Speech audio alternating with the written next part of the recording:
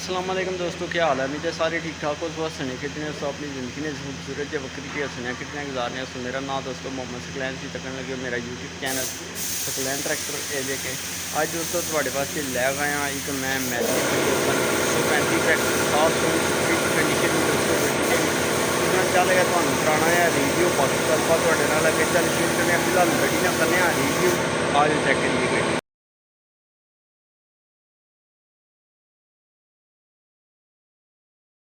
लगी है दोस्तों कैसी लगी है गड्डी कितनी जाना तो दूसरे हिसाब की मुनासब प्राइस नहीं गड्डी है जिस तुम खरीदना चाहो तो तुम रबता कर सकते हो। रबता करने का साफ सुथरा सिंपल जहा तरीका का मेरा वीडियो करो लाइक चैनल ही करो सब्सक्राइब करके वीडियो भी चैनल की सब्सक्राइब करना वीडियो भी लाइक करना। हाँ जी लाइक करके थला जो मेरा फोटो लगे वहा उसको चैनल की ओपन करो। ओपन करके चैनल की डिस्क्रिप्शन भी जाओ उसको मेरा नंबर कटो तो फटोफट कॉल मिलाओ उसका रब्ता करो मेरे नाम। ठीक है तो मिलने हैं दोस्तों नेक्स्ट वीडियो चीज़ने तो नहीं याद रखे अपना गाँव याद रखे। अल्लाह